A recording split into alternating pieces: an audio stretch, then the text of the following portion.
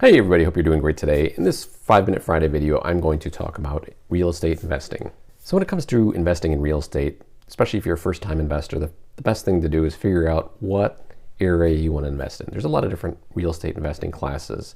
You've got commercial, you've got residential, land, and with those asset classes, there's a lot of subclasses within those. So within commercial, you've got industrial, you've got retail, you've got office space, warehouse, and even with the residential space, single family, multifamily, large multifamily, with, for example, with the residential multifamily. So you can do 2 to 4 units, get a 30-year mortgage, and you can even do what they call a house hack. This is great for beginner investors. They don't own a home themselves.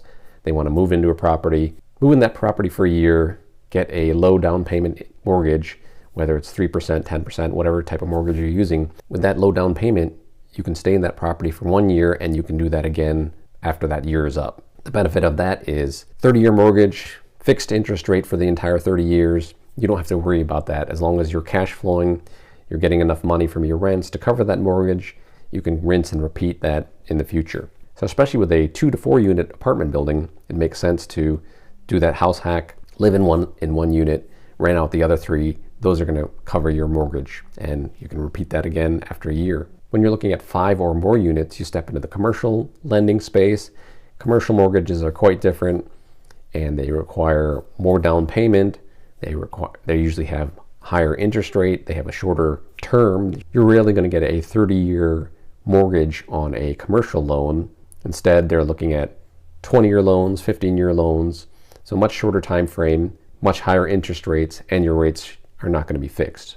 If you're looking to invest in commercial real estate, start looking at those different asset classes, whether it's retail, industrial, warehouse. What's the type of property you can afford? What looks within your budget range? Start talking to commercial lenders, start talking to a real estate agent, start looking for deals and fully understand those deals. Look at what are the rent rates they're getting, compare the rents for other areas, other similar areas, similar types of buildings. Is it under rented, where you can come in and boost the rents, boost the value of the property? Or is it fully rented, it's doing fine, and it's more of a cash flow play? So pretty much with most real estate investing, you're looking at cash flow. While appreciation is great, the cash flow is what you're looking for.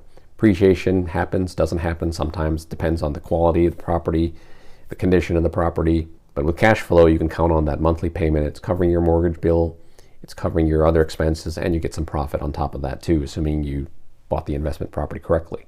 So when buying any investment real estate, you're going to need some team members to help you out. Some of the primary people I would suggest: a real estate agent who understands investing, a real estate attorney, CPA who understands real estate, your insurance person, especially somebody who has experience writing insurance policies for real estate, a good home inspector or building inspector. Inspections for commercial real estate are a little different compared to residential real estate. So some of your residential real estate inspectors are not comfortable inspecting commercial real estate. So therefore, if you are planning on buying commercial real estate, network with some commercial inspectors, make sure you understand what they're looking for, get an idea of what they're looking for. And therefore, when you walk through a property initially, you can figure out ahead of time certain things that are red flags that might make you want to pass on this property and go to the next one, in which case that saves you money on the inspection as well. Another team member is a mortgage broker or mortgage lender. Reach out to a number of different mortgage lenders, find out if they have experience lending to investors. Some are strictly residential. While they might be able to give you a loan on an investment property, they might not have a full understanding of your needs and the needs of the property. So definitely speak to somebody who has experience. Speak to a lender who has experience lending on multifamily properties or commercial properties, what have you. Those who understand it are going to be better able to meet your needs and explain things to you, what you need to provide them in order to get that loan approved. That's all I have for this video. If you have any questions on what I presented, please drop them in the comments below. And if you could, please like and subscribe. Thank you, and I will see you in the next video.